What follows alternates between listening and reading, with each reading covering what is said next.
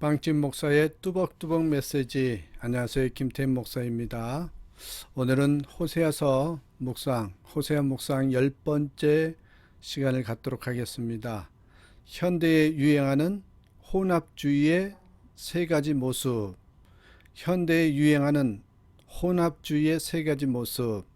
호세아서 7장 8절에서 14절 말씀 가지고 여러분께 함께 말씀을 나누고 선포하겠습니다. 자, 함께 보실 것은 먼저 우리가 성도라는 단어를 한번 생각해 보겠습니다. 성도. 이 성도라는 어떤 사람을 일컬은 말일까요? 옆에 써놨습니다만 헬라어로는 하기오스, 히브리어로는 카도 이렇게 부릅니다. 카독이나 하기오스의 공통점이 구별되었다라는 뜻을 가지고 있습니다. 성도는 다시 말해서 세상과 구별된 모습을 지닌 사람들, 이런 뜻이 되겠죠. 따라서 하나님의 백성이 구별되지 못할 때, 다시 말해 섞여 있을 때 하나님은 위기를 느끼신다는 것입니다. 이 세상에서 우리가 힘들고 어려울 때 위기라고 하는데, 성경적으로는 우리가 구별되지 않을 때 위기다, 이렇게 볼 수 있겠습니다. 교회가 혼합주의에 빠지면 하나님이 그냥 놔두지 않고 반드시 심판하십니다. 진짜를 가려내는 일을 반드시 하시죠. 사탄이 가장 즐겨 쓰는 술책 두 가지가 있대요. 옆에 써 있는데 하나는 핍박이고 다른 하나는 혼잡케 만드는 것입니다. 알곡 가운데 가라지를 뿌려서 변질시켜 버리는 것이죠. 이스라엘 백성은 한 번도 하나님을 저버리지 않았습니다. 다만 여호와도 섬기고 양다리를 거친 것 뿐이었습니다. 양다리 신앙. 이 초대교회에 로마에게 핍박받은 이유가, 초대교회가 로마에게 핍박받은 이유가, 여러분, 여러 신 전에 신이 여러 개 있는데 그 중에 예수를 집어넣는 것을 거부했기 때문에 그렇습니다. 예수님이 여러 신 중에 하나, 영어로 말하면 one of many를 거부하고 only Jesus를 고집했기 때문에 핍박을 받았다는 것입니다. 그런데 only Jesus라고 했기 때문에 핍박받고 죽은 것인데 거기에 바로 생명이 있습니다. 우리 예수님은 여러 신 중에 하나가 아니고 오직 예수라, 여기에 생명이 있다는 것이죠. 성경은 분명히 우리에게 말을 합니다. 성경 말씀 사도행전 4장 12절 보시겠어요? 다른 이로서는 구원을 얻을 수 없나니 천하 인간의 구원을 얻을 만한 다른 이름을 우리에게 주신 일이 없음이니라. 이 말씀은 다름 아닌 예수님께서 하신 말씀인데요. 예수 그리스도 외에 구원받을 다른 길이 없다. 이것을 선언하는 종교가 바로 기독교입니다. 그런데 마귀가 이스라엘 백성들에게 그런 길이 있다는 식으로 섞어버렸습니다. 이것이 기독교가 아니라 여러분 우리를 완전히 죽이는 길이고 또한 생명을 잃어버리게 만드는 길인 것입니다. 기독교의 진리는 섞이면 섞일수록 변질됩니다. 변질되면 곧 죽지요. 이 순수의 원리에 붙어있는 사람들이 그리스도인입니다. 사도 바울은 고린도후서 한번 보시면 고린도후서 2장 17절에서 복음의 능력을 이렇게 설파합니다. 우리는 수다한 사람과 같이 하나님의 말씀을 혼잡하게 하지 아니하고 곧 순전함으로 하나님께 받은 것 같이 하나님 앞에서와 그리스도 안에서 말하노라. 무엇이 생명이라고 말씀하십니까? 혼잡하게 하지 않는 것, 이게 생명이라고 합니다. 다른 것을 섞으면 절대로 안 됩니다. 끝까지 순수한 말씀을 붙드는 것이 생명이라고 성경은 분명히 이야기하고 있습니다. 여러분 어떤 교회가 좋은 교회입니까? 세련된 교회, 새로운 프로그램을 개발하는 교회가 아니라 그 세련된 새로운 프로그램으로 처음 믿었던 신앙으로 돌아가게 하는 그 교회가 순수한 교회입니다. 기독교라는 종교가 뭐 그렇게 새로운 것이 있습니까? 실질적으로 가만히 집중해서 또한 핵심만 뽑아서 보자면 말씀과 기도뿐입니다. 순수한 말씀이 선포되고 성도들에게 하나님의 능력이 임할 때까지 엎드려 기도하는 것이 교회요 기독교이지 그것 외에 별다른 것이 사실은 기독교가 아닙니다. 자, 그렇다면 오늘 본론으로 들어가서 현대에 유행하는 혼합주의가 무엇이 있는지 세 가지 예만 들어보겠습니다. 첫째는 율법주의입니다. 자, 7장 8절 보시기 바랍니다. 에브라임이 열방 중에 혼잡되니 저는 곧 뒤집지 않는 전병이로다. 여기 전병, 이 단에다 밑줄 긋고 한번 묵상해 보십시다. 여기서 전병은 떡입니다. 우리식으로 말하면 빈대떡, 부침개, 또 이북 사람들이 말하는 지짐이찜, 그 정도 되겠죠? 전병을 잘 구려고 하면 자주 뒤집어야 합니다. 안 뒤집으면 어떻게 되나요? 밑바닥은 새까맣게 타고 위는 안 익어서 먹을 수가 없게 되지요. 그런데 이스라엘 백성이 바로 전병과 같더랍니다. 이렇게 소위 말하면 뒤집지 않는 전병과 같다. 한쪽은 종교적인 위선에 판을 치어서 아주 설 익었고 불기가 닿지 않았다는 것입니다. 그리고 밑바닥은 세속화되어서 세상 사람들과 똑같이 타버렸습니다. 이것이 이스라엘의 실상이었습니다. 반쪽은 타서 못 먹고 반쪽은 설 익어서 못 먹는 모습이었습니다. 여러분 갈라디아서 갈라디아서는 율법주의의 문제를 자세히 다루고 있지요. 율법주의의 가장 강렬한 독소는 예수 그리스도의 십자가를 무효로 만들어 버리는 것입니다. 그렇습니다. 예수 그리스도의 십자가를 무효로 만들어 버린 게 율법주의의 가장 악랄한 모습이다. 율법주의는 율법도 지키고 복음도 지키자고 주장은 그렇게 하지요. 두 가지가 다 있어야 된다는 논리입니다. 그 결과는 무엇입니까? 그리스도의 십자가를 무가치하게 만들어 버립니다. 결국에는 예수님으로 충분하지 않다. 그리스도 없이는 구원받을 수 있는 길이 있다. 그리스도 없이도 구원받을 수 있는 길이 있다는 쪽으로 이렇게 기착됩니다. 여러분, 어떤 설교가 율법주의 설교인지 아닌지 알 수 있는 바로미터가 있습니다. 예수 그리스도의 십자가를 빼도 전혀 문제없는 설교는 율법주의 설교입니다. 예수 믿으면 부자 되고 복받고 등등 이런 부류의 설교들이죠. 어떻게 하면 건강해지는가 하는 것들 말입니다. 이런 설교들이 십자가가 들어갈 여지가 없습니다. 물론 섞기는 해도 여러분 예수의 피로 말미암아 치유함을 받으십시오. 이런 식으로 간간히 집어는 넣습니다만 그 예수 그리스도의 이야기를 빼도 이야기가 그 내용이 성립이 된다면 그것은 더 말할 나위도 없이 율법주의 설교입니다. 반면 여러분 예수 그리스도의 십자가를 빼면 설교 자체가 되지 않고 완전히 무너져버린 것이 복음주의 설교입니다. 왜 설교가 성립이 되지 않을까요? 십자가가 설교의 토대이기 때문입니다. 우리 인생도 마찬가지입니다. 여러분 삶 가운데서 그리스도의 십자가가 빠져도 별 문제가 없다면 여러분과 저도 율법주의자입니다. 반면에 그리스도의 십자가가 빠지면 내 인생 자체가 무너진다. 완전히 비참한 인생이 된다. 가련한 인생이 된다. 그렇게 생각하면 그 사람은 은혜 안에 살아가는 사람입니다. 자, 그렇다면 여러분 율법은 필요 없는 것일까요?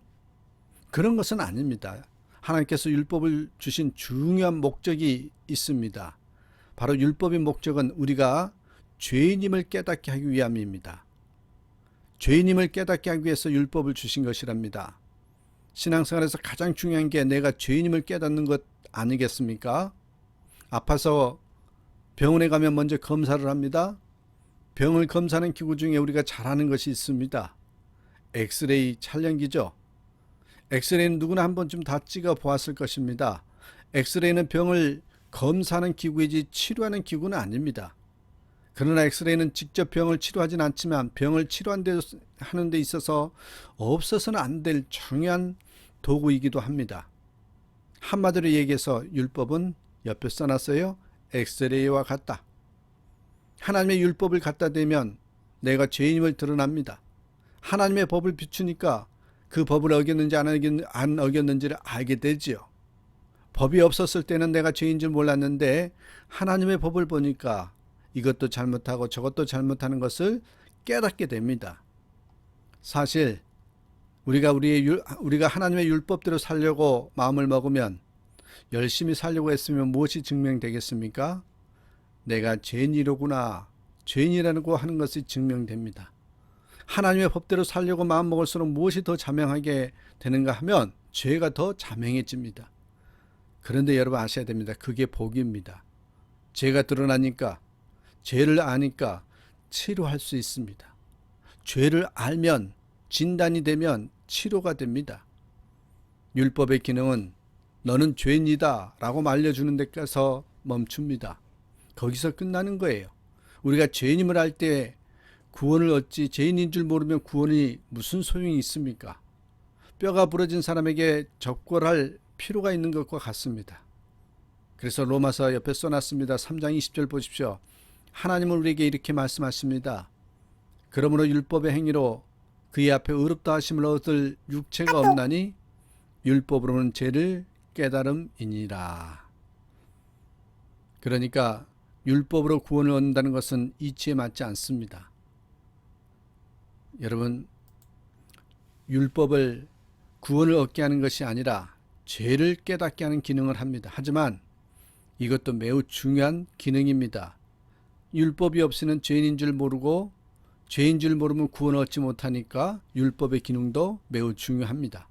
그러나 율법주의는 버려야 하지만 율법은 지켜야 할 것입니다. 무엇으로 얻으려고 하는 장사 속이나 기복적인 신앙이 바로 율법주의 태도입니다. 바리새인이 가진 자세가 바로 율법주의라는 것이죠. 그렇습니다. 첫 번째는 율법주의입니다. 두 번째 혼합주의는 여러분 세속주의입니다. 세속주의 7장 11절 한번 보시겠어요? 에브라임은 어리석은 비둘기같이 지혜가 없어서 애굽을 향하여 부르짖으며 아수르로 가는도다.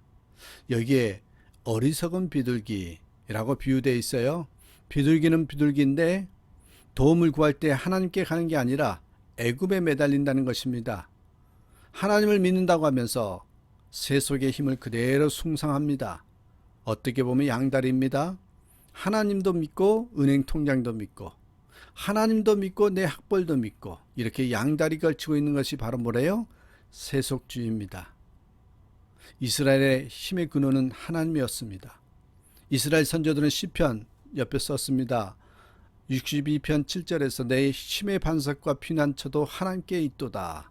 그렇게 노래했고요. 하박국 3장 19절에 보면 주 여호와는 나의 힘이시라 이렇게 말씀하고 있습니다. 모든 능력의 근원을 하나님으로 보고 있습니다. 그런데 지금 이스라엘 백성들은 사람들에게 도움을 요청하기 위해 아수르로 애굽으로 몰려다니고 있습니다. 하나님이 도와주시지 않으면 무너집니다 하고 간청할 줄 아는 성도들로 자라야 합니다. 이런 교인이 제대로 성장하는 교인입니다. 오래전 서점에서 여러분 베스트셀러가 됐던 책이 있었어요. 미국에서 무려 700만 권이나 팔린 책이랍니다. 원제목이 영혼을 위한 치킨 스프, 마음을 열어주고 영혼을 불을 붙이는 101가지 이야기. 여러분 한 번쯤 보셨을 거예요. 한국에서는요. 마음을 열어주는 101가지 이야기로 소개된 잭 캠필트와 마크 피터 한센의 공저의 책입니다. 요 치킨 스프의 열정은 교회 지도자들을 향해서 이렇게 외치고 있습니다. 사람들의 감정을 품을 수 있는 메시지가 있어야 한다. 사람들은 지금 감정적인 갈급함에 지쳐가고 있다. 그런 것을 알려주고 있다는 것입니다. 그렇다면 이 치킨 스프 열풍의 문제와 한계점이 무엇일까요? 여러분 치킨 스프의 문제점과 한계는 단순히 정신적인 감동에만 머무르게 하는 데 있다는 것입니다. 타임지에서도 이 문제를 제기하고 있습니다. 이 치킨 스프가 팔리는 현상은 지극히 뭐라고 그랬냐면 포스트 모더니즘 현상이다 이렇게 얘기했어요. 잠깐 한번 살펴보겠습니다. 여러분 그러면 포스트 모던이라는 게 무엇일까요? 세 가지로 한번 써봤어요. 첫 번째 혼합주의입니다. 혼합주의. 여러분 포스트 모던은 모든 종교의 통일성을 강조해요. 모든 종교의 일치를 주장하죠. 그래서 특정 종교의 독특한 신조, 다시 말하면 기독교의 십자가의 대속, 부활의 신앙 이런 것들과 같은 것은 도외시하고 사랑, 희생, 구제 이런 보편적인 가치만을 추구하면서 그래도 종교는 하나가 돼야 된다. 구원의 길은 여러 가지가 있다. 그렇게 얘기를 합니다. 그게 혼합주의죠. 또 모호성입니다. 포스트모덤은 알쏭달쏭합니다. 딱 부러지게 이것이다 라고 말하는 게 없어요. 매사에 모든 것이 다 모호하게 만들어버립니다. 듣는 사람의 해석하기에 따라서 전혀 엉뚱하게 해석될 수 있는 말들만을 던질 뿐입니다. 왜? 이런 모호성이 있어야만 더 많은 부류를 품을 수 있고 감동시킬 수 있기 때문에 그렇습니다. 세 번째는요, 깊이가 없어요. 포스트모덤은 독자를 결코 신앙적인 결단으로 이끌지 않습니다. 단순히 감동만 하는 것으로 그쳐버리게 합니다. 그러므로 포스트모덤은 일종의 감정적, 지적 쾌락주의에 지나지 않습니다. 세속주의에 해당되는 것입니다. 그러면 인간은 이런 단순한 닭죽 이야기에 만족하며 살 수 있는 존재입니까? 결코 그럴 수 없습니다. 이런 피상적인 만족을 얻으려는 모든 시도는 깨어져야 합니다. 포스트모던은 구체적 도덕적 결단이 없는 어떤 정신적인 만족과 십자가 없는 영성을 추구합니다. 한마디로 교양으로서의 종교에 대한 만족에 그치게 만드는 것이죠. 닭죽 한 그릇에 하나님 없는 만족을 얻으려는 것은 팥죽 한 그릇에 장자권을 팔아먹은 에서와 다를 것이 없습니다. 그러므로 우리는 모든 사람들에게 인간의 실상을 정확하게 깨우쳐 주어야 합니다. 인간의 구원은 닭죽으로 되는 것이 아니다. 예수 그리스도의 보혈의 피 대속이 없이는 불가능한 일이다. 정확하게 알려주고 선포해야 됩니다. 그리고 두유뭉실하게 피상적으로 다루는 모든 영성들을 깨고 하나님의 약속을 붙들고 가도록 해야 한다는 것입니다. 마지막 세 번째 혼합주의 모습은요, 기복주의입니다. 여러분, 미신과 기독교의 차이점을 잠깐 살펴보겠습니다. 인생의 집을 짓는 그런 건축에 비유할 때 미신은 우리 인생의 집을 신이 이미 다 지어놓았다고 믿고 생각하는 것입니다.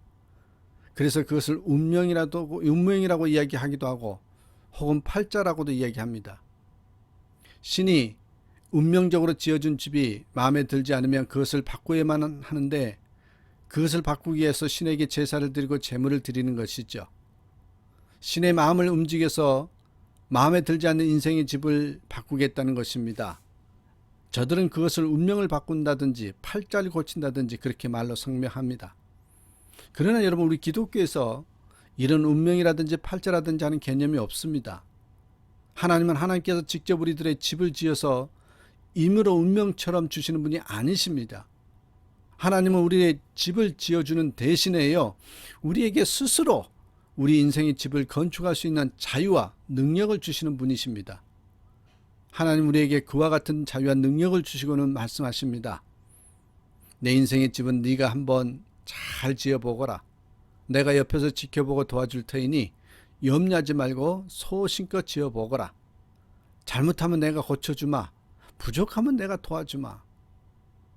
하나님은 모든 사람에게 자신의 인생을 훌륭하고 아름답게 건축할 수 있는 자유와 능력을 주셨습니다.